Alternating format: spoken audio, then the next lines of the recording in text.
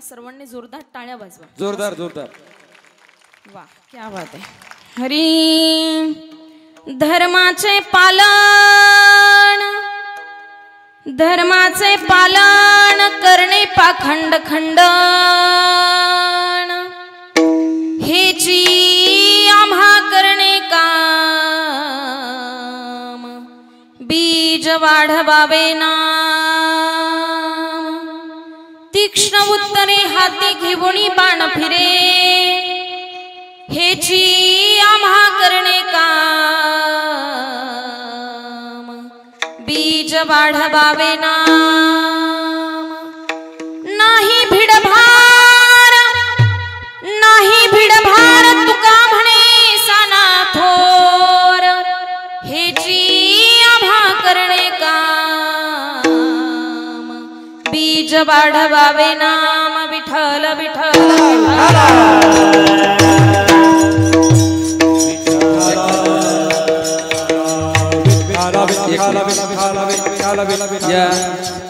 या गटाचे बीड जिल्ह्याचे नेते आणि छत्रपती सहकारी साखर कारखान्याचे व्हाईस चेअरमन सन्माननीय मोहनरावजी जगताप साहेब हेही उपस्थित आहेत. त्यांचं उपाध्यक्ष सचिव हे सर्वच जण आदरणीय मोहनदादा जगताप यांचं या ठिकाणी स्वागत करतील. आदरणीय दादांना विनंती का आपण या स्वागताचा स्वीकार करावा. सन्माननीय मोहनरावजी जगताप साहेब व्हाईस चेअरमन छत्रपती सहकारी साखर कारखाना यांचं स्वागत या ठिकाणी संपन्न होत आहे. आपल्याला विनंती आहे की जोरदार टाळ्यांच्या गजरामध्ये बसलेले जोरदार जोरदार टाळ्यांच्या गजरामध्ये आपण दादांचं स्वागत करूयात.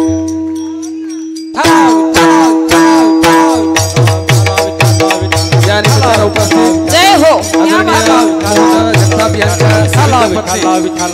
शिवकन्याताई जगताप यांचं स्वागत या ठिकाणी कीर्तिताई करंडे यांना विनंती का आपण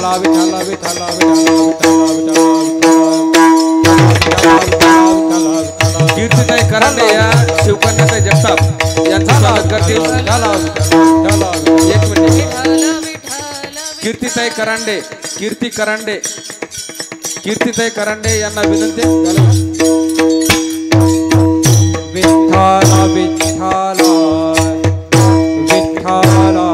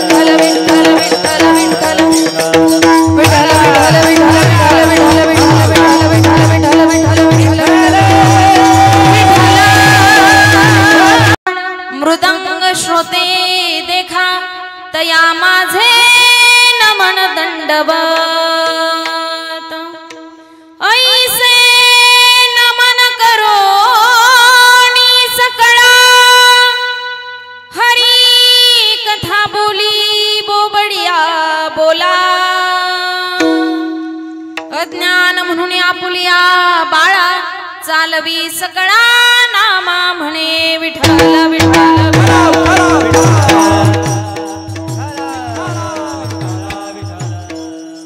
श्री गुरुचरण सरोज रज निज मन मुकुर सुधारी, बरण रघुबल बिमल जसु जो दायक फलचारी, बुद्धिहीन तनु जानकी सुमिरो पवन कुमार, बल बुद्धि विद्या देहु मोहे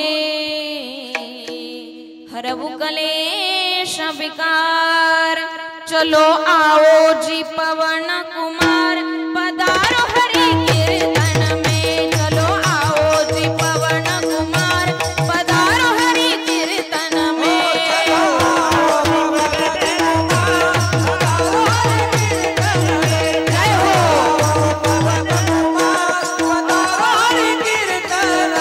चलो आओ जी पवन कुमार पधारो हरि कीर्तन में, चलो आओ जी पवन कुमार पधारो हरि कीर्तन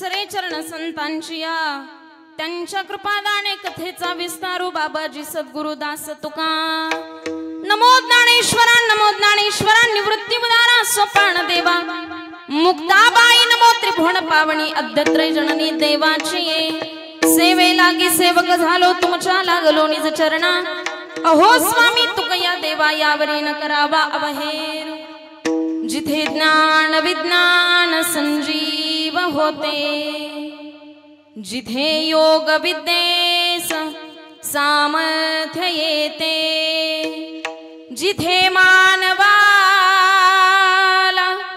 मिळे मोक्ष गाथा तुझ्या पायरीसी सदा नम्र माथा नवे फूल अश्वत्थ वृक्षास आले जिथे गीत ओवी सवे वेद झाले तुझ्या शब्द शब्दात सायुज्यनाथा तुझ्या पायरीसी सदा नम्र माथा तुझ्या मंदिरी आर्त जीवास तृप्ती तुझ्या दर्शनी लोक स्वानंद घेती श्रुती धन्य झाल्या तुझे गीत गाता तुझ्या पायरीसी सदा नम्र माथा इतना तो करना स्वामी इतना तो करना स्वामी जब प्राण तन से निकले गोविंद नाम लेकर तब प्राण तन से निकले उस वक्त जल्दी आना उस वक्त जल्दी आना नहीं शाम भूल जाना राधे को साथ लाना जब प्राण तन से निकले जोडोनिया कर चरणी ठेवी तो माथा चरणी ठेवी तो माथा वर्षावी विनंती माझी पंढरीनाथा वर्षावी विनंती माझी पंढरीनाथा जोडोनिया करे चरणी ठेवी तो माथा देवी तो माथा वर्षावी विनंती माझी पंढरीनाथा जोडोनिया कर चरणी देवी तो माता वर्षावी विनंती माझी पंढरीनाथा वर्षावा विनंती माझी पंढरीनाथा जोडोनिया कर चरणी देवी तो माता वर्षावी विनंती माझी पंढरीनाथा वर्षावी विनंती माझी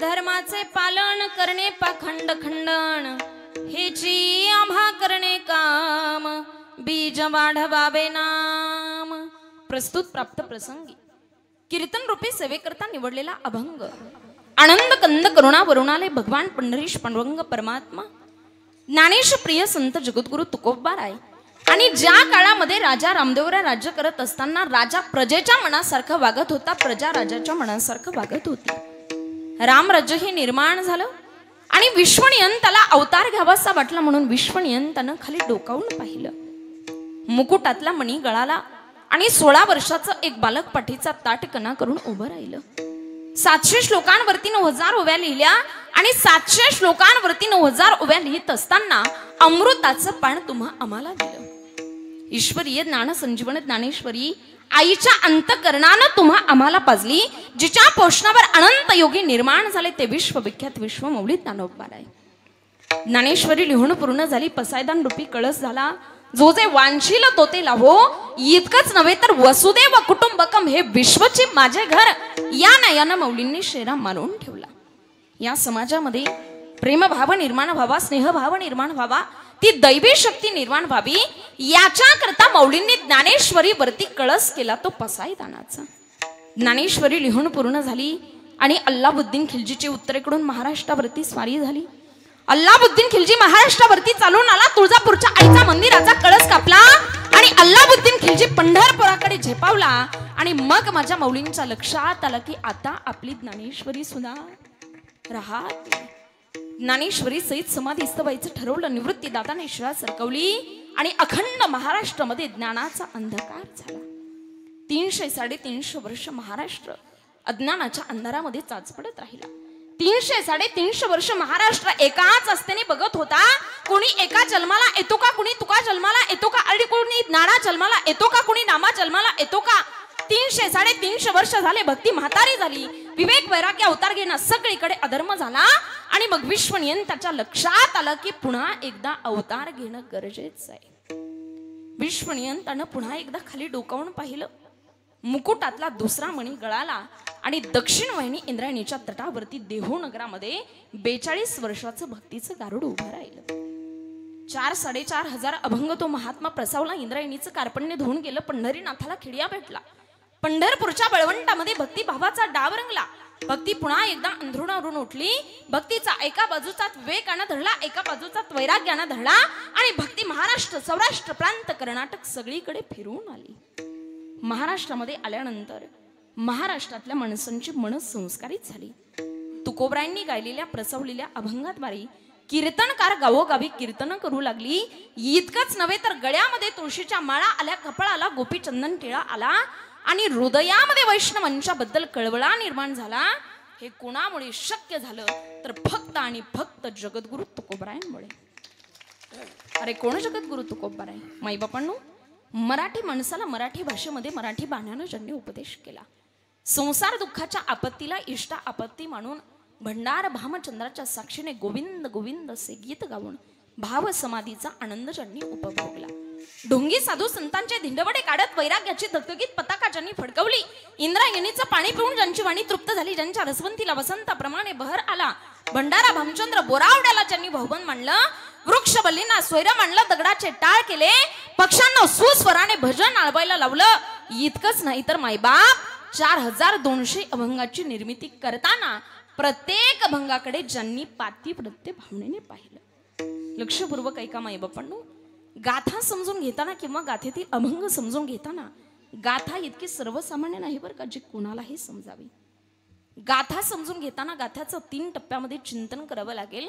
त्याच्यातला नंबर 1चा टप्पा, संतप्त भूतकाळाकडून संतृप्त वर्तमान काळाकडे प्रवास करत असताना संतांचा भूतकाळ हा आपला वर्तमान काळ असला पाहिजे आणि आपल्या संतांचा वर्तमान काळ हा आपला भविष्य काळ असला पाहिजे. त्याच्याशिवाय आपल्याला मुक्कामाच्या ठिकाणापर्यंत पोहोचता येणार नाही. नवे त्याच्याशिवाय आपल्याला गाथा ही समजणार नाही. याच्या पुढे जाऊन सांगू तुम्हाला गाथाचा नंबर 2चा टप्पा. गाथा अशी नाही मायबापांनो, गाथा अशी नाही कोणी कोणावरती तरी प्रेम केलं, कोणी एखाद्याला हृदय दिलं, एखाद्याचा प्रेम भंग झाला, गटाराच्या बाजूला पडला आणि त्यानं कविता लिहिल्या आणि त्या ईश्वर मान्य झाल्या, जगत मान्य झाल्या. नाही नाही नाही, गाथा बोलते ती फक्त परमात्म्याशी. जगद्गुरु तुकोबरायांचं हृदय आणि भगवान परमात्म्याचं हृदय यांचा झालेला संवाद म्हणजे गाथा आहे. याच्या पुढे जाऊन सांगू तुम्हाला गाथ्याचा नंबर 3चा टप्पा. म्हणजे पूर्ण पुरुषोत्तम भगवान असणारे श्रीकृष्ण निजधामाला गेले, परंतु आपला श्वास, आपला प्राण, आपलं तेज, आपलं ओज, आपलं हृदय त्यांनी श्रीमद भागवतामध्ये ठेवलं.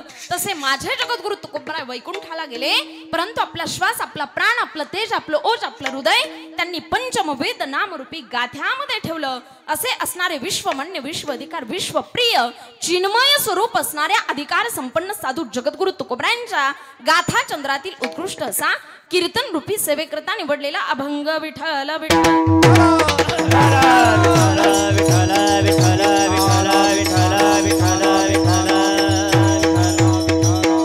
तर असो, या अभंगाचा सरळ सरळ भावार्थ असा आहे. काय सांगतात जगद्गुरु तुकोबराय या अभंगाद्वारे? प्रस्तुत अभंगाद्वारे जगद्गुरु तुकोबराय उपदेश करत आहेत. फार सुंदर उपदेश. वास्तविक पाहता हा अभंग जर आपण साप्ताहिक कीर्तन रूपी सेवेकरता निवडला तर याचं चिंतन वेगळं आहे. बघा, हा अभंग एक दिवशी कीर्तन रूपी सेवेकरता निवडला तर याचं चिंतन वेगळं आहे. पण आज हा अभंग निवडलाय शिवजन्मोत्सव सोहळ्याच्या निमित्ताने, म्हणजेच याचं चिंतन थोडंसं उपदेशपर आहे. मला वाटतं धर्माचे पाडे पायकीच्या अभंगामध्ये सांगत असताना जगद्गुरु तुकोबरायांनी छत्रपती शिवाजी महाराजांना या अभंगाद्वारे उपदेश केलेला आहे. तो उपदेश कशा पद्धतीनं केलाय? धर्माचे पालन करणे पाखंड खंडन. तुकोबराय म्हणतात धर्माचं पालन करणं आणि पाखंड मताचं खंडन करणं इतकंच तुमचं काम आहे.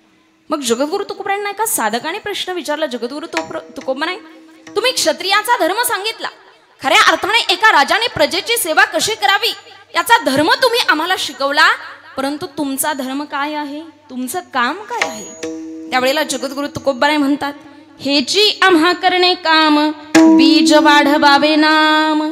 खऱ्या अर्थाने भगवंताच्या नामाचं बीज लावून ते भगवंताचं नाम वाढवणं इतकंच आमचं काम आहे.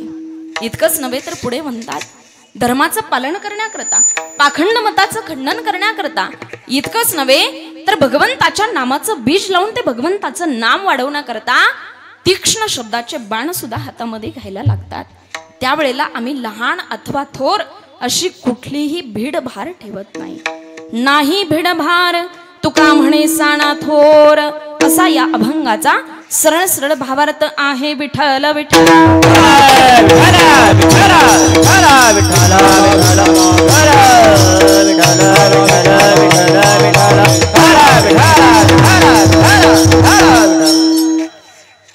तर असो, आज या ठिकाणी अल्पसा परिहार द्यायचा तो म्हणजे असा, सालाबाद प्रमाणे संपूर्ण महाराष्ट्रामध्ये जो उत्सव आपण अतिशय आनंदामध्ये साजरा करतो, नव्हे नव्हे आपल्या सर्वांचा आराध्य दैवत असणारे, आपल्या अखंड महाराष्ट्राची अस्मिता असणारे छत्रपती शिवाजी महाराज आणि त्यांच्या जन्माच्या निमित्ताने, शिवजयंतीच्या निमित्ताने या ठिकाणी आयोजित केलेली ही कीर्तन रूपी सेवा श्री स्वामी समर्थ मंडळ शाहूनगर माजलगाव या संपूर्ण मंडळाच्या माध्यमातून या ठिकाणी या सेवेचं नियोजन करण्यात आलं. एवढा सुंदर उत्सव तुम्ही करताय, खरोखर या उत्सवाचं कौतुक करावं तेवढं कमी बरं का. अगदी देखणा सोहळा तुम्ही या ठिकाणी करताय. त्याचप्रमाणे ज्यांच्या माध्यमातून ही सेवा माझ्याकडे सुपूर्द करण्यात आली, माझा संपर्क करण्यात आला, असे असणारे गजू भाऊ चौधरी यांनी मला संपर्क केला. खरं तर वास्तविक पाहता आता इथं कोणाचा नामोल्लेख करणं एवढा काही वेळही आपल्याकडे नाही, परंतु ठराविक नावं या ठिकाणी मी घेते. या कार्यक्रमाचे अध्यक्ष असणारे आदित्य दादा मुळे, त्याचप्रमाणे संपूर्ण त्यांचा मित्रमंडळ असेल. आता याच्यामध्ये एक जणाचं काम नाही बरं का, नोहे हा खेळ एकल्याचा, म्हणून सर्वांनी मिळून एवढा सुंदर उत्सव तुम्ही केलाय. मग याच्यामध्ये तरुण मुलं असतील, त्याचप्रमाणे त्यांच्या पाठीमागे पडद्यामागचे कलाकार का होईना, जे वयोवृद्ध माणसं आहेत, ज्येष्ठ वरिष्ठ सगळेच, सर्वांनी सुंदर असं कार्यक्रमाचं नियोजन केलं. प्रथमतः सर्वांना धन्यवाद देते. त्याचप्रमाणे कार्यक्रमाला साथ करणारे, कार्यक्रमाला सजावणारे, दजावणारे महाराष्ट्रातील नामवंत गायनाचार्य, मृदुंगाचार्य, त्याच्यामध्ये सुंदर अशी पहिली पंचपदी ज्यांनी केली ते असणारे हरिभक्तपरायण चव्हाण महाराज, त्यांचंही ऋण व्यक्त करते. अतिशय आवाजामध्ये गोडवाई, त्यांच्याकरता जोरदार टाळ्या वाजवा सर्वांनी. त्याचप्रमाणे सुंदर अशी पहिली चाल ज्यांनी गायली आणि त्या चालीला साथ करणारे हरिभक्तपरायण सोमेश महाराज, त्यांचे ऋण व्यक्त करते. त्यांच्याही चरणी विनम्र भावनेने वंदन करते. त्याचप्रमाणे आपल्या कार्यक्रमाला खरोखर महाराष्ट्रातील एक रत्न म्हणजे महाराष्ट्रामध्ये गाजलेली जोडी भरत महाराज पठाडे आणि शत्रुघ्न महाराज पठाडे, खरं तर त्यांच्या बोटामध्ये साक्षात सरस्वती माता विराजमान आहे बरं का. जसं एखाद्या कलाकाराच्या म्हणजे स्वरामधून, एखाद्या कीर्तनकाराच्या तोंडून एखादा शब्द कधी बाहेर पडेल सांगू शकत नाही, इतकंच नव्हे तर एखाद्या कलाकाराच्या गाण्यातून कधी हरकत बाहेर पडेल सांगू शकत नाही, तसं यांच्या बोटातून कधी एखादा बोल सहज निघून जाईल सांगू शकत नाही. इतकी कला भगवंताने त्यांच्यामध्ये दिली. आणि त्यांच्याकरता मला एक वाक्य म्हणावं वाटतं बघा. शत्रुघ्न महाराज यांच्या बोटामध्ये असे जादू आहे. वाक्य लक्षपूर्वक ऐका बरं का, आवडलं तर नक्की टाळी द्या. शत्रुघ्न महाराज यांच्या बोटामध्ये अशी जादू आहे की त्यांच्या जादूला बोट ठेवायला जागा नाही, आणि अशी माणसं बोटावर मोजण्या इतकीच असतात. आणि मी छत्रपती शिवाजी महाराजांच्या चरणी अशी प्रार्थना करेल की देवाने त्यांच्या कलेला बोटभरही कमी पडू देऊ नये. म्हणजे हे स्तुती नाही बरं का, हे वस्तुस्थिती आहे, तुम्हाला सगळ्यांना माहिती आहे. आणि खऱ्या अर्थाने त्यांचे वडीलही कीर्तनाकरता उपस्थित आहेत. खरोखर जगी ऐसा बाप व्हावा ज्याचा वंश मुक्ती सजावा. खऱ्या अर्थाने तुमचा वंश मुक्तीच गेलेला आहे. म्हणजे हाच स्वर्ग या ठिकाणी जो तुम्हाला पाहायला मिळतो. एवढी सुंदर कला तुमच्या म्हणजे चिरंजीवाच्या हातून बाहेर पडते. खऱ्या अर्थाने तुमच्याकरता फार अभिमानाची गोष्ट आहे. ज्यावेळेला महाराष्ट्रामध्ये कीर्तन प्रवचन करते त्यावेळेला मलाही कुठेतरी अशी खंत व्यक्त होते की आज हे सगळं विश्व पाहण्याकरता शाबासकीची थाप देणारा तो बाप आयुष्यामध्ये असायला हवा होता. तो बाप खऱ्या अर्थाने तुमच्या आयुष्यामध्ये, त्यांना हे धन्यवाद देते. त्याचप्रमाणे सुंदर अशी साऊंड सिस्टीम ज्यांनी लावली, साऊंड सिस्टीमवाल्यांचं नाव काय, नवनाथ साऊंड सर्व्हिस, फुले पिंपळगाव, त्यांचे ऋण व्यक्त करते. खरोखर सुंदर अशी साऊंड सिस्टीम, त्यांची ऑपरेटिंग एक नंबर आहे बरं का. त्यांच्याकरता जोरदार टाळ्या वाजवा. खूप सुंदर, म्हणजे बऱ्याच दिवसांनी अशी साऊंड सिस्टीम अनुभवायला मिळाली बरं का. आता जवळजवळ 1.5 महिना झाले रोज कीर्तनं चालू आहेत, परंतु अशी साऊंड सिस्टीम पहिल्यांदा. काहीच सांगायची गरज नाही, हे द्या ते द्या, अजिबात गरज नाही. सगळं पोषक वातावरण आहे. त्याचप्रमाणे सुंदर असं कार्यक्रमाचं सूत्रसंचालन ज्यांनी केलं, खरोखर त्यांच्या म्हणजे मुखातून असे शब्द बाहेर पडत होते ना की शब्द बाहेर पडावा, श्रोत्यांची टाळी वाजावी, एवढे सुंदर शब्द. वाडेकर सर त्यांचे ऋण व्यक्त करते. त्याचप्रमाणे आपला कार्यक्रम आठवणीत ठेवण्याचं जे काम करतायत, सुंदर असा कार्यक्रम तुम्हाला जो पाहायला मिळणार आहे. नंतरही कधी यूट्यूबला तुम्ही या कार्यक्रमाचं सर्च जर केलं तर हा कार्यक्रम पाहायला मिळणार आहे. या कार्यक्रमाचं प्रक्षेपण करणारे अगदी मुंबईवरून कार्यक्रमाकरता जे आलेत, कोकणातलं फार मोठं नाव आहे बरं का. आणि नुकताच ज्यांना महाराष्ट्र कोहिनूर रत्न पुरस्कार जाहीर झालाय बघा. परवा दिवशी त्यांचा फार मोठा सत्कार सोहळा होणार आहे नाशिकला. ते असणारे दिनेश दादा वाडेकर, त्यांच्याकरता जोरदार टाळ्या वाजवा. त्यांचे ऋण व्यक्त करते. त्याचप्रमाणे माझे पतिदेव, जेथे राघव तेथे सीता, असं आमचं आहे. महाराष्ट्रभर कीर्तन प्रवचन करत असताना ज्यांचा पाठिंबा पाठीमागे असतो, त्यांचे ऋण व्यक्त करते. बसलेला संपूर्ण श्रोतृवर्ग सर्वांच्या चरणी विनम्र भावनेने वंदन करते.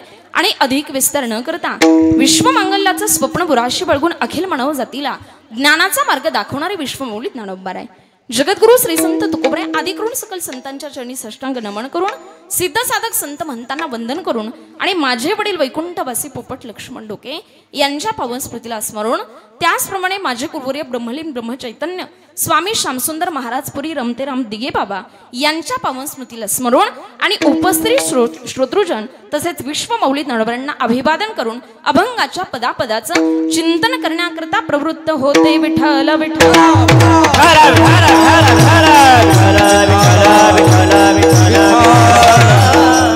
तर असो, आज या ठिकाणी मी परिहार दिला. आता लक्षपूर्वक ऐका बरं का. तास सव्वा तासाच्या कालावधीमध्ये संकल्पित वेळेमध्ये अतिशय सुंदर चिंतन तुम्हाला सांगणार आहे. तुम्हाला हसवण्याचा प्रयत्न अजिबात करणार नाही बरं का. कारण एवढ्या लांबून मी काही तुम्हाला हसवण्याकरता आले का, बोला. आणि मुळात मला वाटतं हसवणारं कीर्तन करणं हे माझ्या राजांना सुद्धा आवडणार नाही. कारण राजांच्या दरबारामध्ये कीर्तन करणं फार भान ठेवावं लागतं त्या गोष्टीचं. खऱ्या अर्थाने जगद्गुरु तुकोबरायांच्या कीर्तनाला माझ्या छत्रपती शिवाजी महाराजांनी मांडी बसून, मांडी घालून कीर्तन ऐकावं, ही परंपरा माझ्या राजांनी घालून दिली. नाहीतर आताच्या काळामध्ये एखादा ग्रामपंचायतचा सदस्य सुद्धा कीर्तनाला बसला नसता बरं का. ही कृपा माझ्या राजांची. आणि खऱ्या अर्थाने या ठिकाणी हसवण्याचा प्रयत्न अजिबात करणार नाही, कारण एवढ्या लांबून मी तुम्हाला हसवण्याकरता आलेली नाही. आणि मुळात कीर्तन हे हसण्याकरता नसतंच. बसलेल्या माता माऊल्या हसवण्याकरता आले नाही म्हणलं तुम्हाला टेन्शन नाही आलं ना. कारण बऱ्याचशा लोकांची संकल्पना असते कीर्तन हे हसण्याकरता असतं. परंतु माझं प्रामाणिक मत सांगू तुम्हाला, लोक म्हणतात कीर्तनामध्ये विनोद असावा, म्हणजे पिकावरती फवारणी नसेल तर पिकावरती कीड पडण्याची शक्यता आहे म्हणतात. पण फवारणी जास्त झाली तर पीक जळण्याची पण शक्यता आहे ना. म्हणून पीक जळू न देण्याची जबाबदारी कीर्तनकाराची आहे. म्हणून कथा और कीर्तन हसने के लिए नहीं होते, शुद्ध भाव से रोने के लिए होते है. ज्यावेळेला भगवंता करता कंठी प्रेम दाटे आणि नयनी नीर लोटे अशी अवस्था प्राप्त होत असते ना, त्यावेळेला खऱ्या अर्थाने ते कीर्तन किंवा प्रवचन सार्थकी लागत असतं. म्हणून माझं चिंतन फक्त लक्षपूर्वक ऐका. कारण कालपर्यंत तुम्ही अनेक कीर्तन प्रवचन ऐकली असतील. अगदी समाजकारणापासून राजकारणापर्यंत ते संसार कसा करावा इथपर्यंत तुम्ही ऐकलं असेल. परंतु ते मी आज तुम्हाला सांगणार नाही. कारण आमच्या संतांच्या घरची परंपरा आम्हाला ते सांगत नाही. आमच्या संतांच्या घरची परंपरा काय सांगते, भक्ती ज्ञाना विरहित इतरा गोष्टी न कराव्या, प्रेम भरे वैराग्याच्या युक्ती विवराव्या, जेणेकरुणी अंतरी मूर्ती ठसावी श्रीहरीची, ऐसी कीर्तन मर्यादा आहे संतांच्या घरची. संत महात्मे सांगतात कीर्तनामध्ये 2 गोष्टी सांगू नये. कोणत्या 2 गोष्टी? पहिली गोष्ट राजकारण सांगू नये, आणि दुसरी गोष्ट प्रापंचिक गप्पा मारू नये. राजकारण का सांगू नये? रोज सकाळी सकाळी 5-10 रुपयाच्या वर्तमानपत्रामध्ये ते तुम्हाला आम्हाला घर बसल्या वाचायला मिळतं. म्हणून कामधंदे सोडून लोक इथं आलेले नसतात. म्हणून राजकारण सांगू नये. आणि प्रापंचिक गप्पा का मारू नये तर कीर्तनकारापेक्षा समोर बसलेल्या लोकांना प्रपंचाचा जास्त अनुभव असतो. आहे ना तुम्हाला? कोणी ब्रह्मचारी नाही ना इथं? हा, खऱ्या अर्थाने जास्त अनुभव असतो. म्हणून प्रापंचिक गप्पा मारू नये, म्हणून राजकारणी सांगणार नाही, प्रापंचिक गप्पाही मारणार नाही. अगदी संतांच्या अंतकरणातले भावरंग आज तुमच्यामध्ये उतरवायचे. विठ्ठल विठ्ठल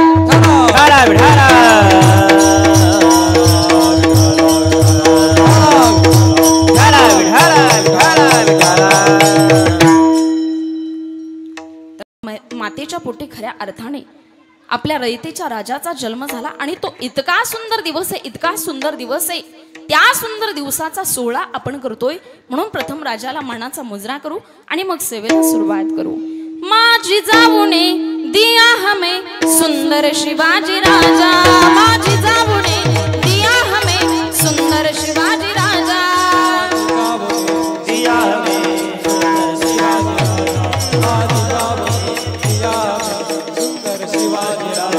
माझी जाऊने दिया हमें सुंदर शिवाजी राजा, माझी जाऊने दिया हमें सुंदर शिवाजी राजा, दिया हमें सुंदर शिवाजी राजा, माझी जाऊने दिया हमें सुंदर शिवाजी राजा.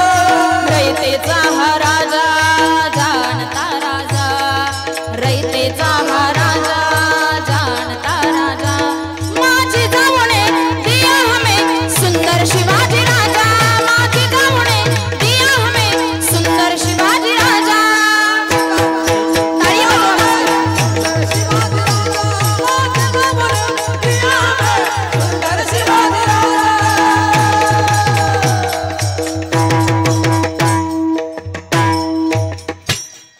इतका सुंदर दिवस की ज्या दिवशी आपल्याला जिजाऊ मासाहेबांनी एवढा सुंदर रत्न आपल्या महाराष्ट्राला दिलं.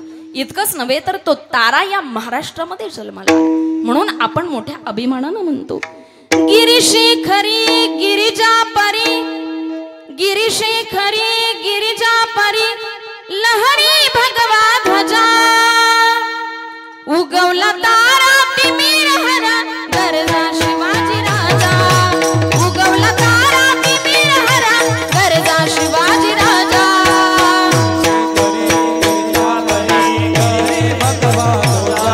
जय हो. टाळी वाजवा बसलेले. जय हो.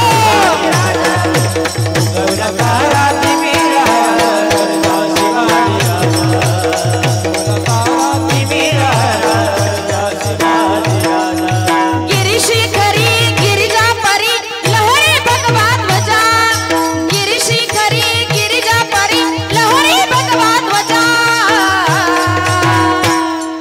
उगवला तारा तिमिर हरा गरजा शिवाजी राजा, उगवला तारा तिमिर हरा गरजा शिवाजी राजा.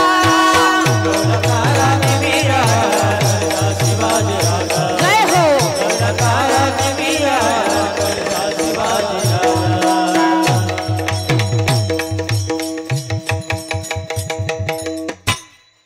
एवढा सुंदर तारा आपल्या महाराष्ट्रामध्ये जन्माला आला. खऱ्या अर्थाने जगद्गुरु तुकोबरांनी याच ताऱ्याला उपदेश केला की धर्माचं पालन करण्याकरता आणि पाखंड मताचं खंडन करण्याकरता तुमचा अवतार आहे, तुमचा जन्म आहे.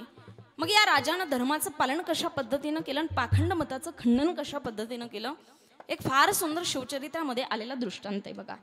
शिवचरित्रामध्ये असं सांगितलं जातं की श्रीमंत श्री छत्रपती शिवाजी महाराज श्रीमंत श्री जगद्गुरु तुकोबरायांचं कीर्तन श्रवण करण्याकरता मावळामध्ये जायचे. थोडासा मोकळा करा आवाज. आणि खऱ्या अर्थाने ज्या वेळेला ते कीर्तन श्रवण करण्याकरता जायचे, मांडी घालून त्या ठिकाणी माझ्या रयतेच्या राजानं कीर्तनाला बसावं आणि धर्माचे पाडे पायकीच्या अभंगामध्ये सांगत असताना, राजानं प्रजेची सेवा कशी करावी हे सांगत असताना छत्रपतींच्या मांडी खालच्या तलवारीला घाम येत होता असं वक्तव्य माझ्या जगद्गुरु तुकोबरायांचं होतं. आणि खऱ्या अर्थाने धर्मसत्ता आणि राजसत्ता त्या काळापासून एकत्र आहेत बरं का. जगद्गुरु तुकोबराय महाराज आहेत आणि छत्रपती शिवाजी महाराज हे राजे आहेत, परंतु तरी सुद्धा दोनही सत्ता एकत्र आहेत. याला म्हणायचं धर्मसत्ता आणि राजसत्ता एकत्र असणं. आणि त्या रयतेच्या राजाचं खऱ्या अर्थाने मला असं वाटतं असा राजा या महाराष्ट्राच्या मातीमध्ये पुन्हा होणार नाही बरं का. इथून पाठीमागे अनेक राजे होऊन गेले, इथून पुढेही अनेक होतील, आताही अनेक आहेत, पण माझ्या रयतेच्या राजासारखा राजा चंद्र सूर्य आहे तोपर्यंत होऊ शकत नाही. आणि जर असा राजा यदा कदाचित झाला ना तर पुन्हा एकदा आपल्या भारत देशाचा स्वर्ग झाल्याशिवाय राहणार नाही. खऱ्या अर्थाने इतका ताकदवान राजा होऊन गेला. आणि त्या राजाने जगद्गुरु तुकोबरायांचं कीर्तन श्रवण करण्याकरता बसावं. एकदा योग असा आला मायबापांनो, जगद्गुरु तुकोबरायांचं कीर्तन मावळामध्ये चालू होतं. आणि नेमकं त्या दिवशी कीर्तनाला जगद्गुरु तुकोबरायांच्या छत्रपती शिवाजी महाराज उपस्थित नव्हते. उपस्थित नसल्या कारणानं जगद्गुरु तुकोबरायांचं कीर्तन आटोपलं, कीर्तन संपलं. आणि कीर्तन संपल्याच्या नंतर जगद्गुरु तुकोबरायांनी समोर बसलेल्या श्रोत्यांना विचारलं की माझी एक निरोपाची चिठ्ठी रायगडावरती देऊन यायची, माझ्या छत्रपती शिवाजी महाराजांना कोण जाईल बरं? कोण जाईल म्हटल्याच्या नंतर त्या ठिकाणी सगळे खाली बसलेले जे श्रोते होते ना, सर्वांनी हात वरती केला. अनेक वारकरी खाली बसलेले होते, सर्वांनी हात वरती केला. पण त्याच्यातला एक वारकरी असा होता, तो वारकरी उठून उभा राहिला, मी जातो महाराज. आता मी जातो म्हटल्याच्या नंतर त्या ठिकाणी जगद्गुरु तुकोबरायांनी आपली निरोपाची चिठ्ठी त्या वारकऱ्याच्या हातामध्ये दिली आणि ते निघून गेले. आता ते निघून गेले, परंतु बाकीचे जे बसलेले श्रोते मंडळी होते ना, बाकीचे बसलेले जे वारकरी होते ना, त्या वारकऱ्याने त्या वारकरी बाबांना विचारलं, वारकरी बाबा, काहो ज्यावेळेला जगद्गुरु तुकोबराय म्हटले माझी निरोपाची चिठ्ठी घेऊन जायची, त्यावेळेला आम्ही सुद्धा हात वरती केला होता, परंतु तुम्ही उठून उभा राहिले, याचं कारण काय बरं? त्यावेळेला ते म्हणतात, माझा रयतेचा राजाच तसा आहे. कसा आहे माझा रयतेचा राजा? माझ्या जगद्गुरु तुकोबरायांच्या पावलावरती पाऊल ठेवणारा राजा आहे. दुसराचं जीवन भ्रष्ट करणाऱ्या स्त्रीला जगद्गुरु तुकोबराय म्हणतात, जाई ओ तू माते नकरी सायास, आम्ही विष्णुदास तैसे नोहे. आणि त्याच पावलावरती पाऊल ठेवून चालणारा माझा राजा. कल्याणच्या सुभेदाराची सून ज्यावेळेला पकडून आणली, त्यावेळेला ते काय म्हणतात, काळ्या राती तळपत होत तिच्या रूपाचं उण, अशीच देखणी होती एका मुसलमानाची सून. त्या तरुणीला आई म्हणाला, राजा तो शिलवान, म्हणून आनंदाने नांदत होते हिंदू मुसलमान. सगळे एकत्र नांदत होते त्या काळामध्ये. म्हणून खऱ्या अर्थाने वर्णन केलंय बघा, शिवकाळात नांदत होती सुखात सारी प्रजा, शिवकाळात नांदत होती सुखात सारी प्रजा, म्हणून म्हणती शिवाजी माझा जाणता राजा, म्हणून म्हणती शिवाजी माझा जाणता राजा, म्हणून म्हणती शिवाजी माझा जाणता राजा. जय हो. म्हणून म्हणती शिवाजी माझा जाणता राजा. शिवकाळात वा वा, ताली वाजवा बसलेले. शिवकाळात सुखात सारी प्रजा, सुखात सारी प्रजा, म्हणून म्हणती शिवाजी माझा जाणता राजा, म्हणून म्हणती शिवाजी माझा जाणता राजा, म्हणून म्हणती शिवाजी माझा जाणता राजा.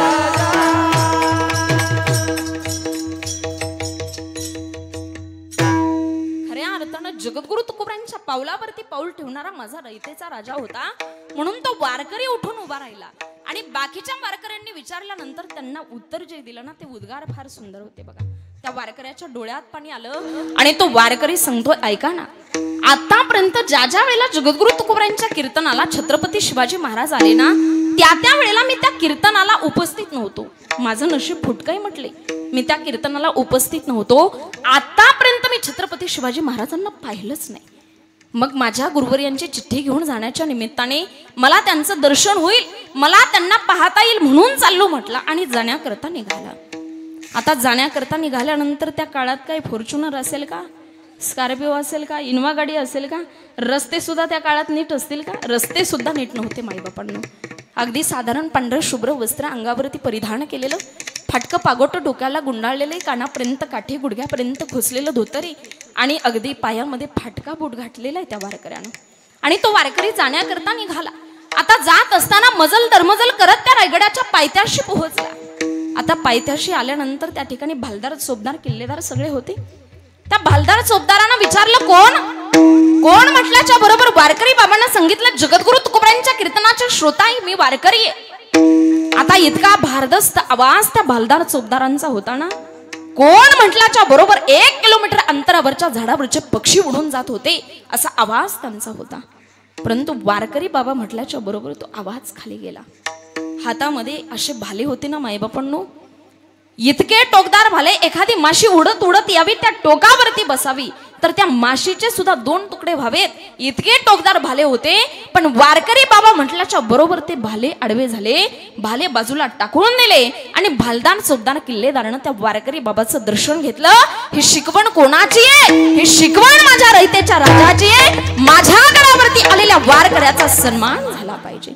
ही शिकवण माझ्या रयतेच्या राजाची. सन्मान केला आणि सन्मान केल्याच्या नंतर किल्लेदाराच्या लक्षात आलं की राजे गडावरती आहेत. धावत पळत गडावरती निघाला. गडावरती गेल्याच्या नंतर सांगितलं राजांना, राजे गडाच्या पायथ्याला जगद्गुरु तुकोबारायांच्या कीर्तनाचे श्रोते वारकरी बाबा आलेत. कशा करता आलेत माहिती नाही, कशा करता आलेत. आता जितक्या वेगानं तो किल्लेदार गडावरती गेला होता ना, त्याच्यापेक्षा दुप्पट वेगानं राजे खाली आले. आता धावत पळत खाली आल्याच्या नंतर जगद्गुरु तुकोबारायांच्या त्या कीर्तनाच्या श्रोत्याचं वारकरी बाबांचं दर्शन माझ्या राजांना घेतलं. आणि दर्शन घेतल्याच्या नंतर वारकरी बाबांच्या उजव्या हाताला माझ्या राजांनी धरलंय, डाव्या हाताला किल्लेदारानं धरलंय आणि गडात प्रवेश झाला. आता गडात प्रवेश होत असताना वारकरी बाबांच्या पायातला बूट काढला. बूट काढल्यानंतर वारकरी बाबांचा तो बूट माझ्या राजांनी उचलून कोपऱ्यामध्ये ठेवला. का बरं? याचं कारण काय? त्याचं कारण तुम्हाला सांगते. गडावरती चांगलेही माणसं येत असतात, वाईटही माणसं येत असतात. मग माझ्या जगद्गुरु तुकोबारायांच्या वारकऱ्याच्या बुटावरती वाईट लोकांचे पाय पडू नये याच्याकरता वारकऱ्याचा बूट उचलून ठेवणारा एकच राजा या महाराष्ट्राच्या मातीत जन्माला आला. त्याचं नाव आहे छत्रपती शिवाजी महाराज. भंगार लोकांचे बूट उचलणारे लय राजे पाहिले असतील तुम्ही, खूप. पण रयतेचा राजा एकच झाला ज्यानं वारकऱ्याचा बूट उचलला, उचलून कोपऱ्यामध्ये ठेवला आणि गडाच्या आतमध्ये प्रवेश झाला. आता आत प्रवेश झाल्यानंतर आपल्या पत्नीला आवाज दिला, सोयराबाईला, सोयरा पाय धुण्याकरता पाणी आण ग. गंगाळ्यामध्ये पाणी आणलं सोयराबाईनं. ते पाणी घेतलं आणि त्या पाण्यानं वारकरी बाबांचे पाय धुतले माझ्या राजानं. पाय धुतल्याच्या नंतर उपरण्यानं पाय पुसले, आतमध्ये प्रवेश झाला आणि जेवणाकरता पंगत बसली. आता जेवणाकरता बसल्याच्या नंतर गडावरती पंचपक्वान्नाचा स्वयंपाक आहे. वारकरी बाबा जेवणाकरता बसले. जेवण होत होत आल्याच्या नंतर आपल्याकडे प्रथा आहे, शेवटी काय वाढलं जातं ताटात? भात वाढला जातो. तो भात ताटामध्ये आला आणि ज्या वेळेला वारकरी बाबांच्या ताटामध्ये भात वाढला ना, त्यावेळेला स्वतः छत्रपती शिवाजी महाराजांनी त्या ठिकाणी तुपाचं बुटका हातामध्ये घेतलं आणि अर्ध तुपाचं बुटकं त्या वारकरी बाबांच्या भातावरती टाकलं. जेवण करून वारकरी बाबा तृप्त झाले. वारकरी बाबांचं जेवण झाल्यानंतर त्या ठिकाणी किल्लेदारानं विचारलं काय काम होतं. त्यावेळेला वारकरी बाबांनी सांगितलं, माझ्या गुरुवर्यांची चिठ्ठी घेऊन आलो, एवढी छत्रपती शिवाजी महाराजांना द्यायची. आता चिठ्ठी द्यायची म्हटल्याच्या नंतर किल्लेदार या नातानं किल्लेदारानं सांगितलं, द्या ती चिठ्ठी माझ्याकडे. ती चिठ्ठी किल्लेदारानं घेतली, माझ्या राजाच्या हातामध्ये दिली. राजानं ती चिठ्ठी आपल्या कमरेच्या शेल्यामध्ये ठेवून दिली, गुंडाळली. आणि वारकरी बाबा लक्षात नाही आलं त्यांच्या हे छत्रपती शिवाजी महाराज आहेत, पण जाण्याकरता निघाले. जात असताना म्हणतायत येतो मी. त्यावेळेला स्वतः छत्रपती शिवाजी महाराज सांगतायत, आजचा दिवस मुक्काम करा, उद्या सकाळी जा. नाही नाही म्हटलं, येतो मी. मग तुमच्याकरता भालदार चोपदार पाठवतो, पालखी पाठवतो. नाही नाही मला काही नको, मी येतो. आणि ते वारकरी बाबा जाण्याकरता निघाले. आता जाण्याकरता निघाल्याच्या नंतर मजल दरमजल करत गडाच्या पायथ्यापर्यंत येऊन पोहोचले. आणि पायथ्यापर्यंत आल्याच्या नंतर त्यांना अचानक लक्षात आलं, अरे आपण कामं तर 2 घेऊन आलो होतो. एक काम म्हणजे आपल्या गुरुवर्यांची चिठ्ठी छत्रपती शिवाजी महाराजांना द्यायची, किल्लेदार या नात्यानं ती चिठ्ठी मी किल्लेदाराकडे दिली. पण दुसरं काम मी घेऊन आलो होतो, त्या ठिकाणी छत्रपती शिवाजी महाराजांना पाहायचं, ते कामच माझं राहून गेलं. मग आता काय करावं? रात्रीची वेळ झालेली होती. मुक्काम करण्याचा विचार केला वारकरी बाबांना. आता मुक्काम करायचा, पण गडाच्या पायथ्याला रात्रीच्या वेळेला हिंस्र प्राणी असतात. त्या ठिकाणी मुक्काम कसा करायचा म्हणून एका झाडावरती चढले आणि रात्रभर एका झाडाच्या दुभाळक्यामध्ये त्यांनी बसून राहिले. सकाळ झाल्याच्या नंतर सकाळी सकाळी झाडावरून खाली उतरले, वाहत्या पाण्याला आंघोळ केली. आणि आंघोळ केल्याच्या नंतर एका झाडाच्या बुंद्याला पाड देऊन वारकरी बाबांचं भजन चालू झालं. सुंदर भजन सकाळी सकाळी. आणि किल्लेदारानं गडाचा दरवाजा उघडला आणि किल्लेदार खाली आला. आता गडाच्या पायथ्याला आल्याच्या नंतर अचानक कानावरती सुंदर असं भजन ऐकू येतंय. भजनाचा आवाज कुठून येतोय म्हणून आजूबाजूला पाहिलं तर झाडाच्या बुंद्याला पाड देऊन वारकरी बाबा भजन करतायत. डोळ्यात पाणी आलं किल्लेदाराच्या. वारकरी बाबा, अहो तुम्ही रात्री गडावरून निघाला होतात, तुमच्याकडे वेळ होता, तुम्ही घरी का बरं नाही गेलात? एवढा जीव धोक्यात घालून रात्रभर कुठे थांबलात? त्यावेळेला वारकरी बाबांनी सांगितलं, रात्रभर या झाडाच्या दुभाळक्यामध्ये थांबलोय. का बरं? एवढा जीव धोक्यात घालून.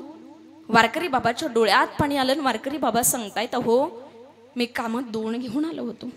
एक काम म्हणजे माझ्या गुरुवर्यांची चिठ्ठी छत्रपती शिवाजी महाराजांना द्यायची होती. किल्लेदार या नात्यानं ती चिठ्ठी मी तुमच्याकडे दिली. पण दुसरं काम जे घेऊन आलो होतो ना, ते काम माझं राहिलं हो. कोणतं काम? छत्रपती शिवाजी महाराजांना पाहायचं काम माझं राहून गेलं. त्यावेळेला किल्लेदाराच्या डोळ्यात पाणी आलं. आता किल्लेदार रडत होता आणि किल्लेदार सांगतोय, अहो वारकरी बाबा, तुम्ही गडाच्या पायथ्याला आल्याच्या बरोबर धावत पळत गडावरून जे खाली आले ते छत्रपती शिवाजी महाराज होते. अहो तुम्ही गडाच्या आतमध्ये प्रवेश होत असताना तुमच्या उजव्या हाताला ज्यांनी धरलं ते छत्रपती शिवाजी महाराज होते. तुमचा गडात प्रवेश झाल्याच्या नंतर तुमचे बूट उचलून कोपऱ्यामध्ये ठेवणारे छत्रपती शिवाजी महाराज होते. तुम्ही आत आल्याच्या नंतर तांब्याच्या गंगाळात पाणी घेऊन तुमचे पाय ज्यांनी धुतले ना, ते छत्रपती शिवाजी महाराज होते. अहो उपरण्यानं पाय पुसणारे छत्रपती शिवाजी महाराज होते. आणि ज्या वेळेला तुम्ही जेवणाकरता बसलात ना, भातावरती तुपाचं अर्ध बुटकं टाकणारे छत्रपती शिवाजी महाराज होते. आता मात्र वारकरी बाबा रडत होते. मला आज कळलं, माझा रयतेचा राजा वारकऱ्यांवरती किती प्रेम करणार आहे. माझा रयतेचा राजा संप्रदायावरती किती प्रेम करणार आहे. आणि माझा रयतेचा राजा कसा धर्माचं पालन करणार आहे आणि पाखंड मताचं खंडन करणार आहे. अभंगाचं प्रथम धर्माचे पालन, धर्माचे पालन,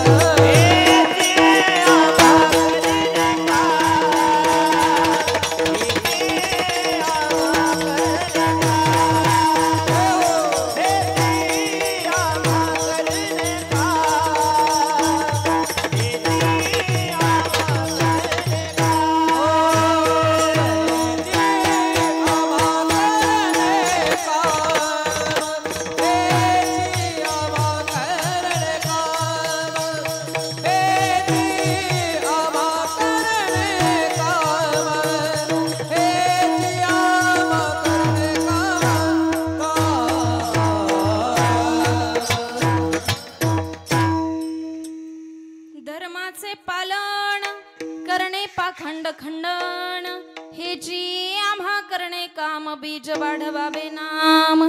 जगद्गुरु तुकोबारे म्हणतात, धर्माचं पालन करण्याकरता पाखंड मताचं खंडन करण्याकरता तुमचा जन्म आहे.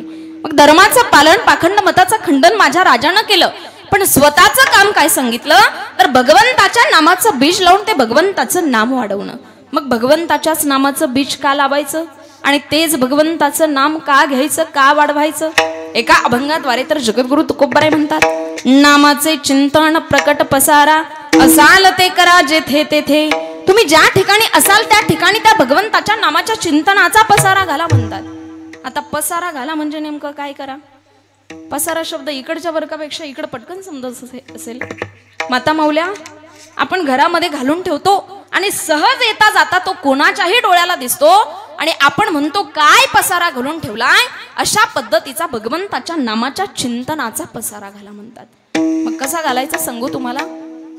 एक दृष्टांत सांगते बघा कसा घालायचा. दोघी जणी मैत्रिणी होत्या, आता शेजारी शेजारी राहत होत्या. लक्षपूर्वक ऐका बरं का, मार्मिक दृष्टांत आहे. तुम्हाला आधीच हसायला आलं एवढा जागृत श्रोता येत राहा. लक्षात घ्या, खऱ्या अर्थाने दोघी जणी मैत्रिणी होत्या, शेजारी शेजारी राहत होत्या. आता शेजारी शेजारी राहत असताना आठवड्यातला एक दिवस असतो बाजारचा.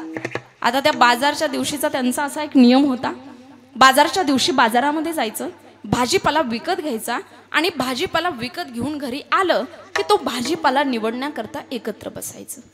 आता एका आठवड्यामध्ये झालं असं, दोघे पण बाजारामध्ये गेल्या. बाजारामध्ये गेल्यानंतर दोघींनी भाजीपाला विकत घेतला आणि भाजीपाला विकत घेऊन घरी आल्या.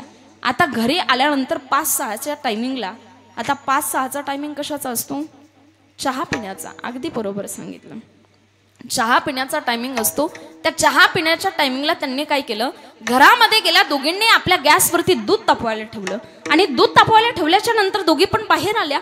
बाहेर आल्यानंतर दोघी पण एकत्र भाजीपाला निवडण्याकरता बसल्या आणि भाजीपाला निवडण्याकरता बसल्याच्या नंतर दोघींना विसर पडला की आपण गॅसवरती दूध तापवायला ठेवलंय. कारण त्यांच्या सुंदर अशा गप्पा रंगल्या होत्या.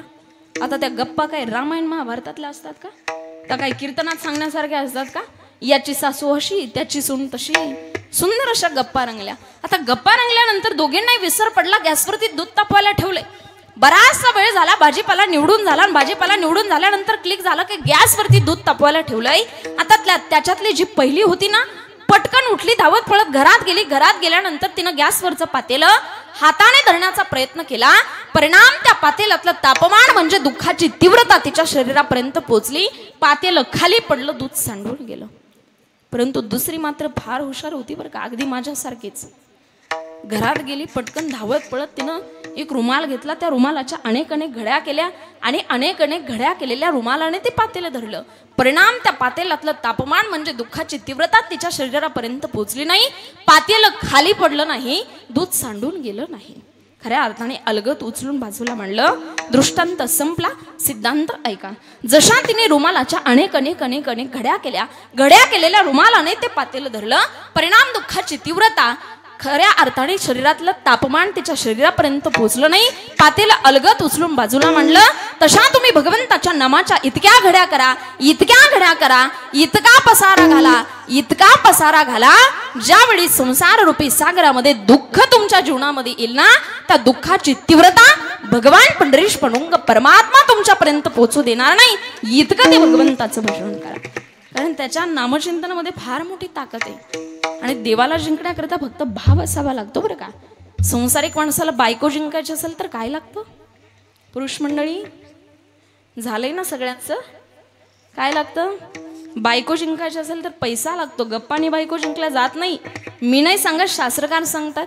धनवंत पुरुषाशी स्त्री लवधव करी कैसी आणि कुटका देखोनी सुनी जैसी पुच्छालवी. संसारिक माणसाला बायको जिंकायची असेल तर पैसा लागतो. समाज जिंकायचा असेल तर कला लागते. शत्रू जिंकायचं असेल तर कपट लागतं आणि देव जिंकायचं असेल तर त्याच्या करता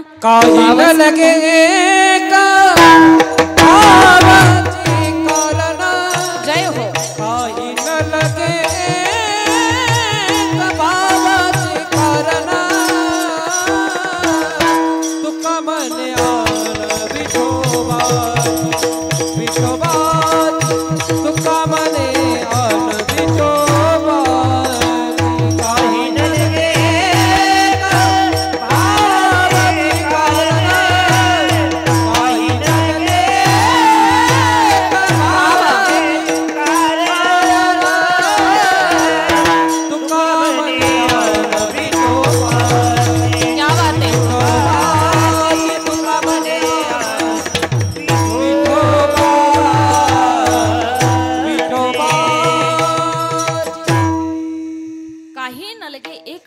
कारण देवाला जिंकण्याकरता फक्त भाव असावा लागतो. म्हणून तुकोबराय म्हणतात की त्या भगवंताच्या नामाचं बीज लावून ते वाढवण्याचं काम आम्ही केलं. मग कोणत्या वेळेला सांगितलं तुकोबरायांनी असं? तर एकदा काय झालं, जगद्गुरु तुकोबरायांचं असंच कीर्तन चालू होतं आणि त्या कीर्तनाला छत्रपती शिवाजी महाराज उपस्थित होते. त्या कीर्तनाचा विषय होता तुकोबरायांचा मोक्ष. आता मोक्ष कीर्तनामध्ये सांगितल्यानंतर त्या ठिकाणी रयतेच्या राजाला वैराग्य प्राप्त झालं. आता ते वैराग्य प्राप्त झाल्याच्या नंतर या रयतेच्या राजाची या स्वराज्याकरता उसळलेली जी तलवार आहे ना, ती तलवार म्यानबंद झाली. स्वराज्य निर्माण करण्याकरता, धर्माचं पालन करण्याकरता, पाखंड मताचं खंडन करण्याकरता जी तलवार उसळली होती ना, ती म्यानबंद झाली. का? तर त्यांना वैराग्य प्राप्त झालं. आता वैराग्य प्राप्त झाल्याच्या नंतर ध्यानस्थ बसले, तलवार बाजूला ठेवून दिलेली, सगळेजण विचार करतायत आता काय होईल, धर्माचं पालन कोण करणार, पाखंड मताचं खंडन कोण करणार, हे स्वराज्य निर्माण कसं होणार, याच्यामधली मुघलशाही, कुतुबशाही, डच, फ्रेंच, इंग्रज यांची सत्ता कशी संपणार, सगळेजण विचार करतायत. पण राजे काही कोणाचा उपदेश ऐकायला तयार नाहीत. मग झालं असं, जिजाऊ मासाहेबांनी विचार केला, हा उपदेश कोणाचा होता, वैराग्य प्राप्त झाला, हा उपदेश होता जगद्गुरु तुकोबरायांचा. मग मासाहेबांनी जगद्गुरु तुकोबरायांकडे गेल्या आणि जगद्गुरु तुकोबरायांना सांगितलं, तुकोबराय तुम्ही मोक्ष एवढ्या सुंदर पद्धतीनं राजांना सांगितला, त्यांना वैराग्य प्राप्त झाला, आता एक काम करा, सगळ्यांचा उपदेश ते का ऐकत नाही, सर्वांनी सांगून पाहिलं त्यांना वैराग्य प्राप्त झालाय, असा काहीतरी उपदेश करा, म्याणबंद झालेली तलवार पुन्हा एकदा उसळली पाहिजे या स्वराज्याकरता. आणि मग खऱ्या अर्थाने त्या ठिकाणी उपदेश करत असताना जगद्गुरु तुकोबरायांनी छत्रपती शिवाजी महाराजांना सांगितलं, राजे आमच्या गळ्यामध्ये टाळ आणि विणा असणं हा आमच्या जीवनातला परमार्थ आहे, आमच्या गळ्यामध्ये टाळ आणि विणा असणं हा आमच्या जीवनातला परमार्थ आहे, आणि तुमच्या हातामध्ये ढाल आणि तलवार असणं हा तुमच्या जीवनातला परमार्थ आहे. धर्माचं रक्षण करण्याकरता तुमच्या हातामध्ये शस्त्र पाहिजे आणि आमच्या हातामध्ये शास्त्र पाहिजे. ते शास्त्र कोणतं, तर ते आम्ही भगवंताच्या नामाच्या चिंतनाचं हातामध्ये घेतलेलं आहे, अभंगाचं द्वितीय चरण.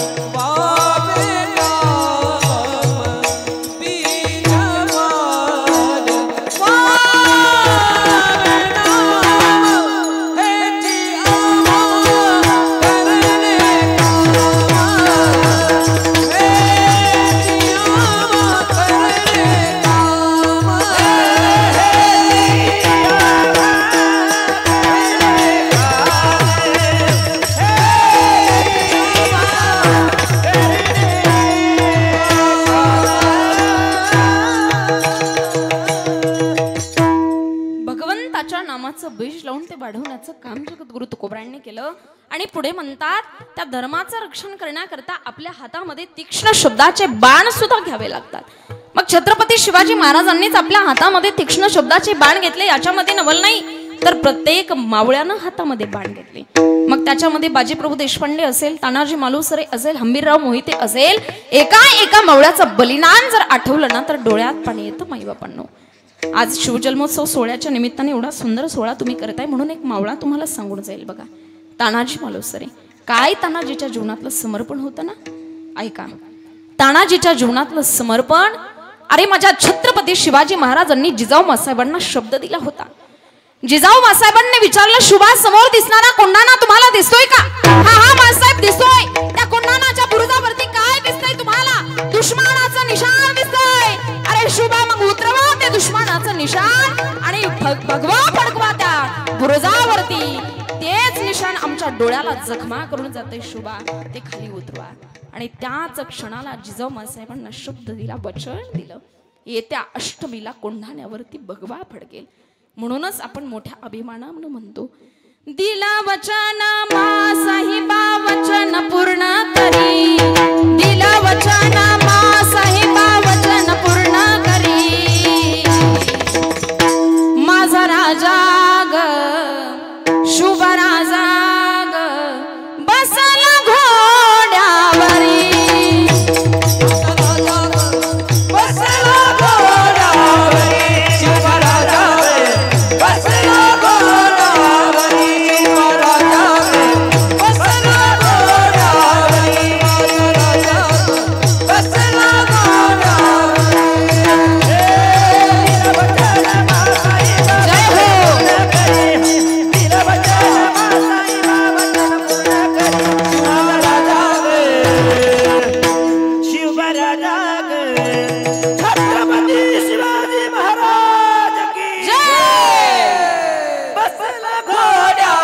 सांगू तुम्हाला कधी रडतो?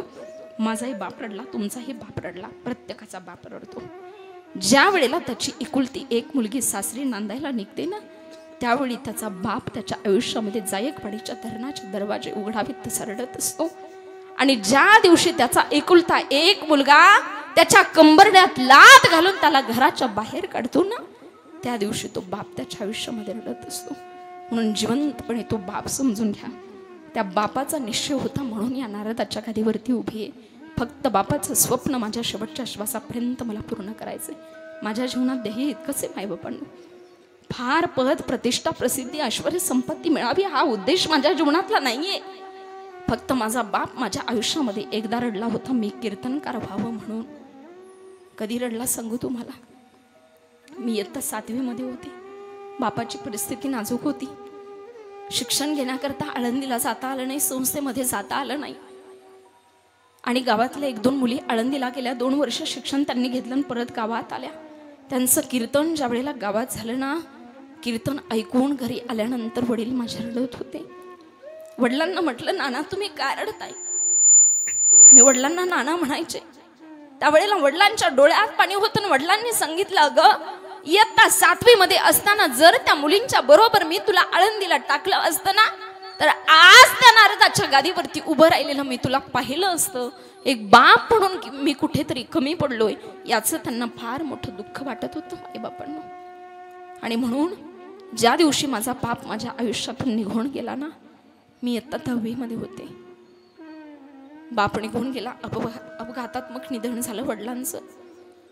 आणि 10 दिवस पूर्ण झाल्याच्या नंतर दशक्रियाविधीच्या ठिकाणी पिंडदान करतात बघा. त्या पिंडदानाच्या ठिकाणी ब्राह्मण सांगतात, तुमच्या जीवनात काहीतरी संकल्प करा. किती दिवसांपुरता असतो?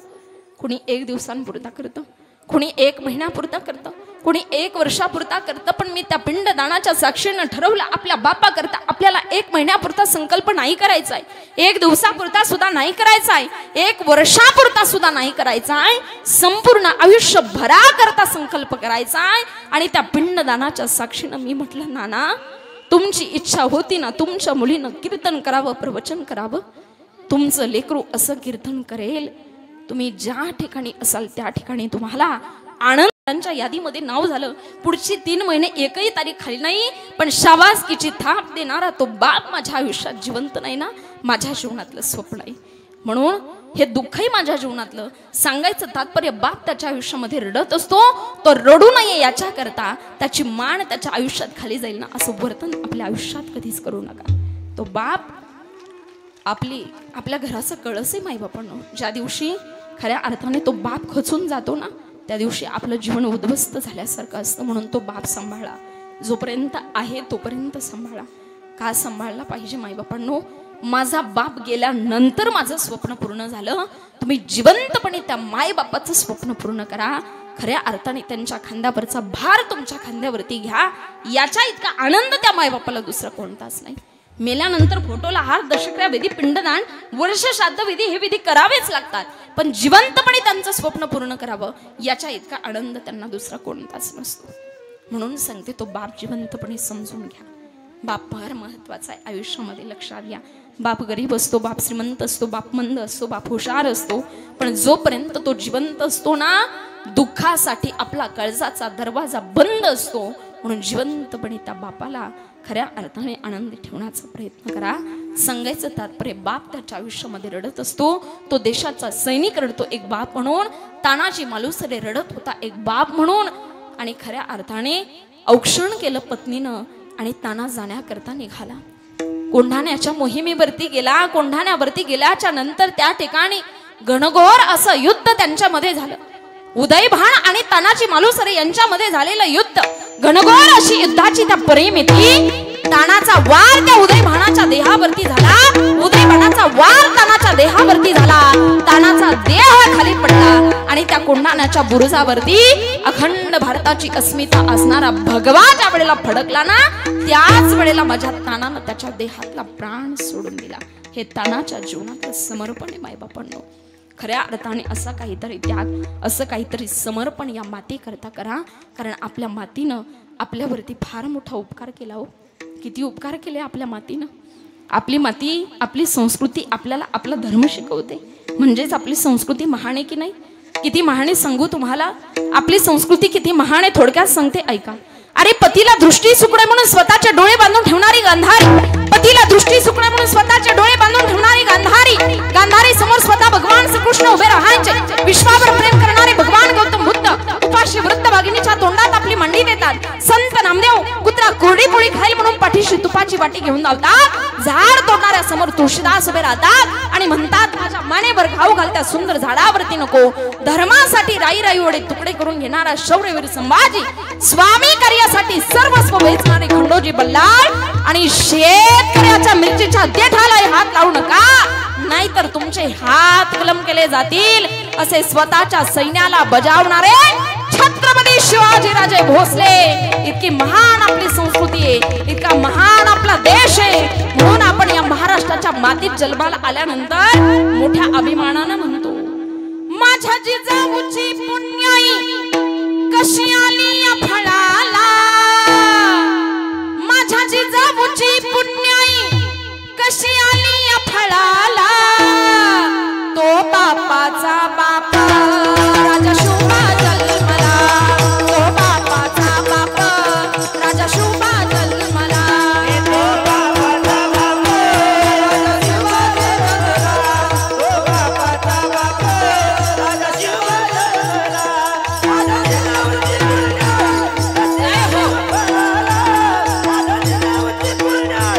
कशी आली या फळाला,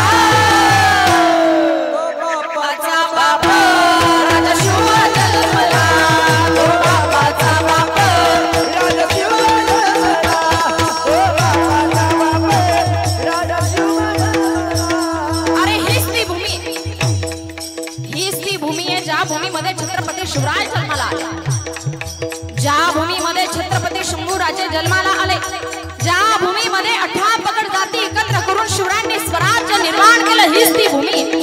अरे या भूमीचं वर्णन आपण एका शब्दात करू शकत नाही. इतका पावन आपला देश, किती महान आहे आपला देश. ऐका, एक बार गलती करे उसे इंसान कहते हैं, एक बार गलती करे उसे इंसान कहते हैं, 2 बार गलती करे उसे हैवान कहते हैं, 3 बार गलती करे उसे शैतान कहते हैं, बार बार गलती करे उसे पाकिस्तान कहते हैं, और पाकिस्तान की हर गलती को माफ करे उसे हमारा देश हिंदुस्तान कहते हैं. इतका आपला भारत देश महान आहे आणि त्या देशात आपण जन्माला आलो. अरे त्याच देशामध्ये एक तेजपुंज तेजस्वी तारा जन्माला येऊन गेला. अरे कधी जन्माला आला ऐका. अरे 18व्या शतकामध्ये ज्या काळामध्ये आया बहिणींची इज्जत लुटली जात होती, ज्या काळामध्ये कुटुंबाची कुटुंब उद्ध्वस्त होत होती, ज्या काळामध्ये मंदिराची मंदिर उद्ध्वस्त होत होती, आदिलशाही कुतुबशाही मुघलशाही आपल्या भारतावरती राज्य करत होते, त्याच काळामध्ये गुलामगिरीत सुद्धा या स्वराज्याचं देखणं स्वप्न ज्या मातेनं पाहिलं त्या मातेचं नाव आहे जिजाऊ मासाहेब. त्या जिजाऊ मासाहेबांना दिवस गेले. दिवस गेल्यानंतर जिजाऊ मासाहेबांना डोहाळे लागले. डोहाळे, अरे डोहाळे लागले ते कशाचे लागले? तुमच्या माझ्यासारखे गोड खाण्याचे नाही लागले. अरे तुमच्या माझ्यासारखे आंबट खाण्याचे नाही लागले. तुमच्या आमच्यासारखे तिखट खाण्याचे नाही लागले. जिजाऊ मासाहेबांना डोहाळे कशाचे लागले ऐका. दासी विचारणा करता आली मासाहेब जिजाऊंना, जिजाऊ मासाहेब जिजाऊ तुम्हाला काही खावंसं वाटतं का? तुम्हाला काही प्यावंसं वाटतं का? जिजाऊ मासाहेबांनी सांगितलं मला काही खावंसं वाटत नाही, मला काही प्यावंसं वाटत नाही. मला वाटतं घोड्याला टाच मारावी, घोड्यावरती बसावं आणि त्या सह्याद्रीच्या दऱ्याखोऱ्यातून घोडा फेकावा. मला वाटतं तलवारबाजी करावी. हे डोहाळे माझ्या मासाहेब जिजाऊंचे होते आणि त्याच मातेच्या पोटी या राजाचा जन्म झाला. अरे कधी जन्माला आला हा राजा? अरे तारीख होती 19 फेब्रुवारी 1630 आणि गड होता शिवनेरी. त्या शिवनेरीवरती माझ्या राजाचा जन्म झाला. शिवनेरीवर शुभ जन्मला राजा सहजपती, सारे राजा सहजपती. दैवत छत्रपती नामचं, दैवत छत्रपती, दैवत छत्रपती नामचं, दैवत छत्रपती, दैवत छत्रपती नामचं, दैवत छत्रपती, दैवत छत्रपती नामचं, दैवत छत्रपती. शुभाचे मावळे आम्हाला नाही कुणाची भीती, शुभाचे मावळे आम्हाला नाही कुणाची भीती.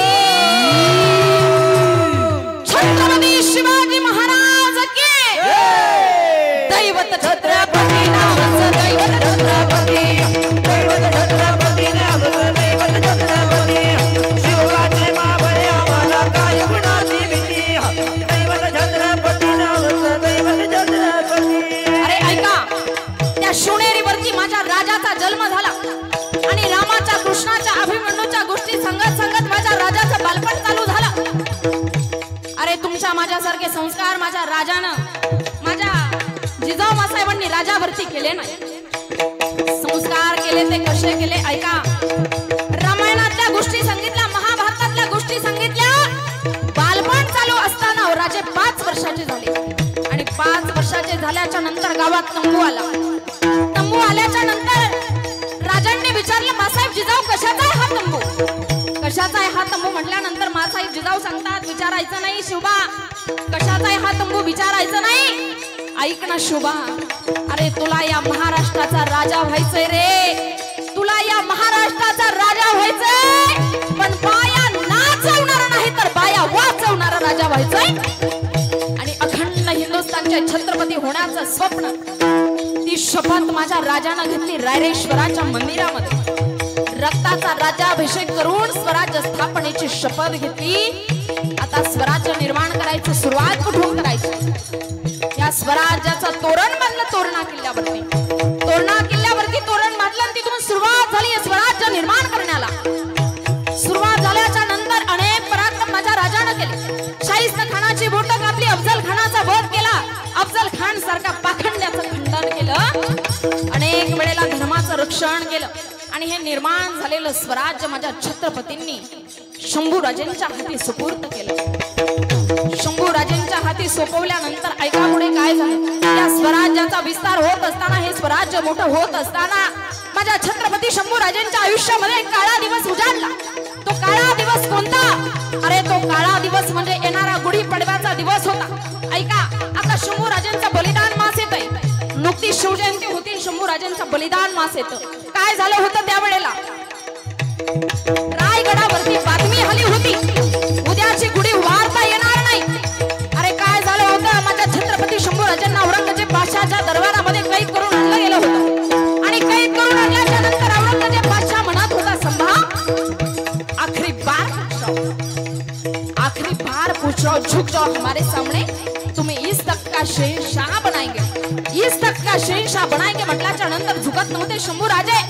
आणि मुकरब खान म्हणतो, मेरे आका मुझे हुक्म दो, मैं अभी काफर की गर्दन उतार के रखता हूं, मैं अभी काफर की गर्दन उतार के रखता हूं. म्हटल्याच्या नंतर शंभूराजे म्हणतात, अरे काफर नाही, छत्रपती म्हण छत्रपती.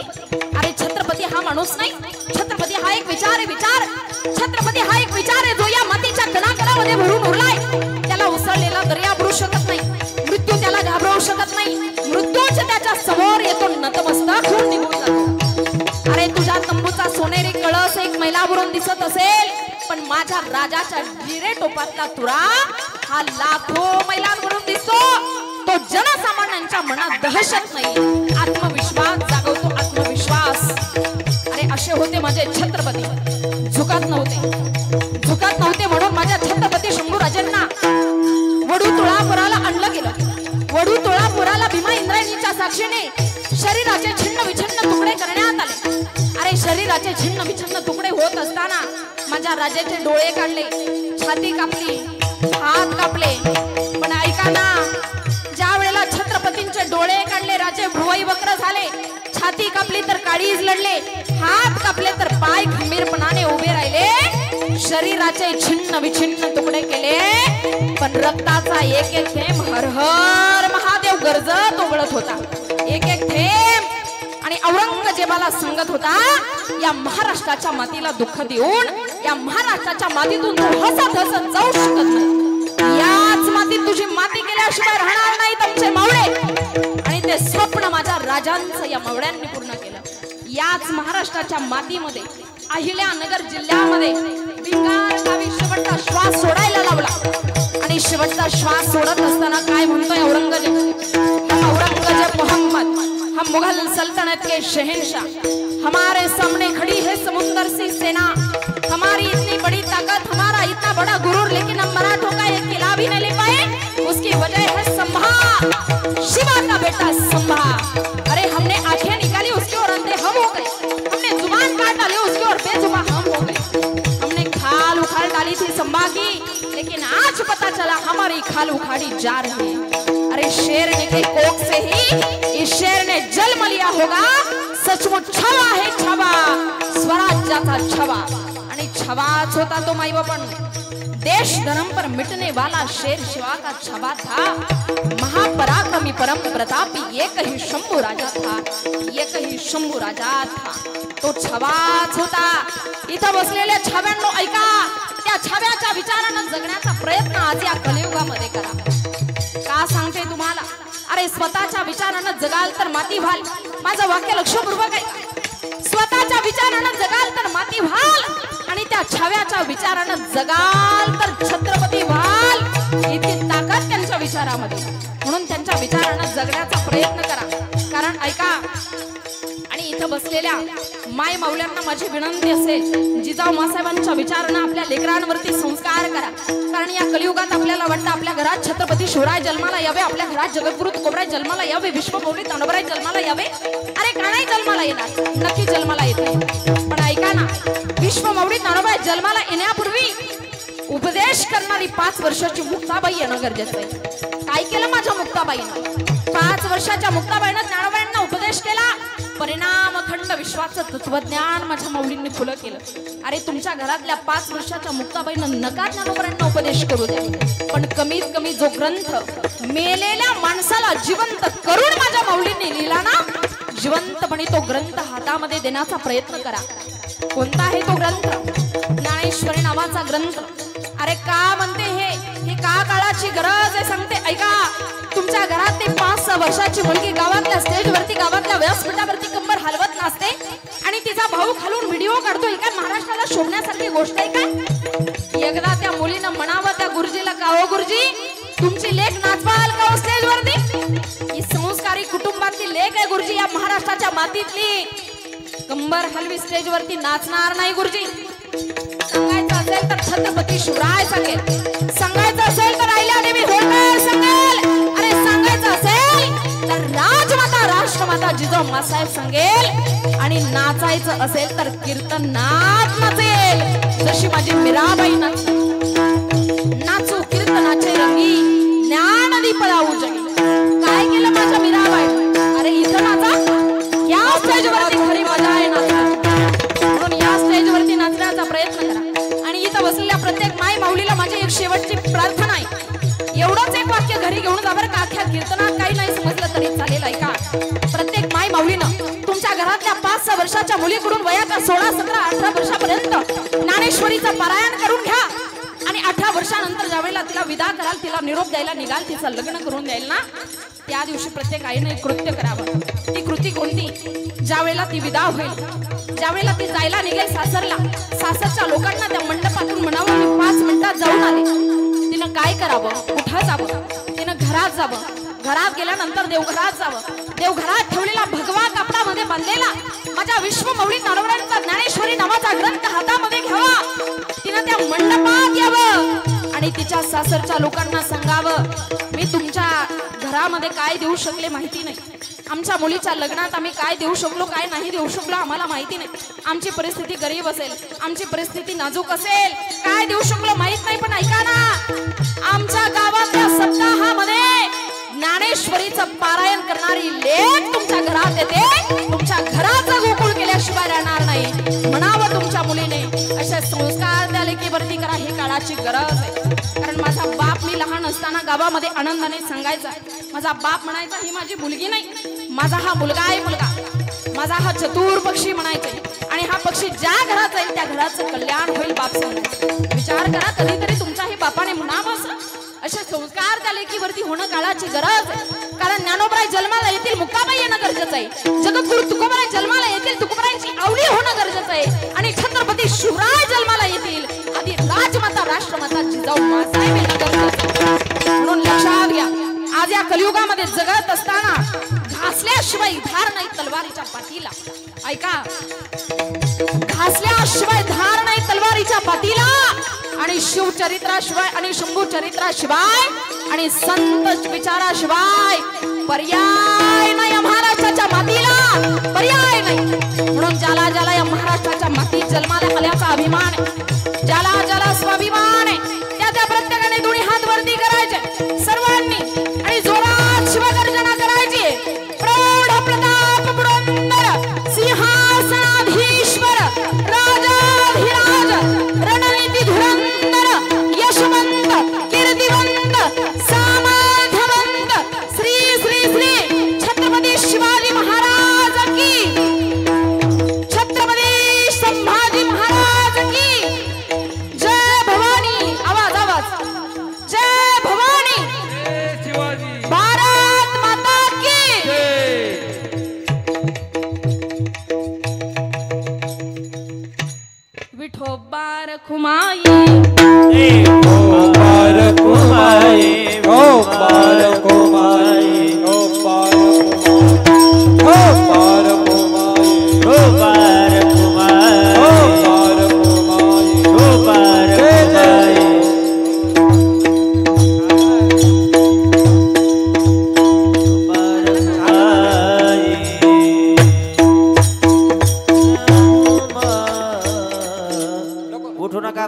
मंडळी उठू नका महिला मंडळी. कार्यक्रम झालेला उठू नाही नका अजून. उठू नका एवढा वेळ शांत बसला 2 मिनिट नाही का तुम्हाला माता माऊल्या खाली बसा मग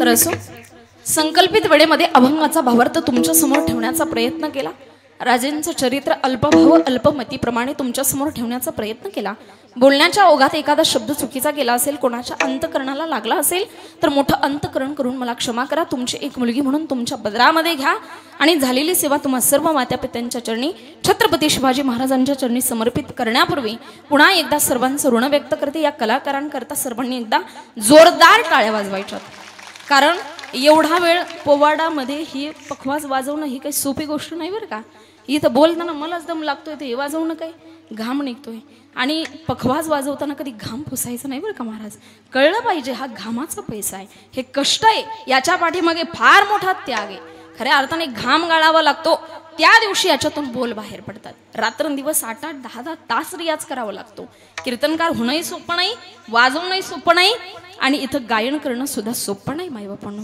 आता ज्या वेळेला मी इथं कीर्तनाला आले ना माझी तब्येत एवढी बिघडलेली होती म्हणजे 3-4 दिवस सलाईन चालू होता वाटलं नव्हतं आताचं कीर्तन होईल म्हणून पण काय माहिती इथल्या वातावरणामध्ये एक रंगदेवता आहे बघा खरोखर म्हणजे ते आपोआप एनर्जी तयार झाली माहिती नाही कुठली देवता या ठिकाणी वास करते पण राजेंच्या मूर्तीकडे पाहिलं आणि खऱ्या अर्थाने त्यांना मुजरा केला आणि ती एनर्जी माझ्यामध्ये आली खरोखर ज्या वेळेला इथं आले ना बसल्यानंतर वाटलंच नव्हतं 2 तासाचं कीर्तन होईल उद्याचं कीर्तन सुद्धा कॅन्सल करण्याचा प्रयत्न आहे नांदेडला कीर्तन आहे उद्या आणि जवळजवळ 1.5 महिना झालं रोज सकाळ संध्याकाळ कीर्तन चालू आहेत एवढी एनर्जी व्हायला जाते याच्यामध्ये पण एवढा वेळ महाराजांनी एवढा गोड पखवाज वाजवला त्यांच्याकरता खरोखर धन्यवाद देते त्याचप्रमाणे बसलेला संपूर्ण श्रोतृवर्ग ज्या मंडळाच्या माध्यमातून या ठिकाणी येण्याचा योग आला श्री स्वामी समर्थ मंडळ शाहूनगर माजलगाव त्यांचे ऋण व्यक्त करते तुमच्या माध्यमातून एवढं गोड नियोजन एवढ्या सगळ्या सुंदर श्रोत्यांचं या ठिकाणी दर्शन झालं आणि श्रोते तुम्ही तुमच्याच करता एकदा जोरदार टाळ्या वाजवा कारण एवढा वेळ तुम्ही शांत बसलात एवढं चिंतन ऐकलं वेळ आपली होऊन गेलेली पण तरी सुद्धा तुम्ही शांततेत कीर्तन ऐकलं तुमचे ऋण व्यक्त करते आणि अधिक विस्तार न करता लांबलेल्या वाणीला याच ठिकाणी विराम देते ज्ञानेश्वर माऊली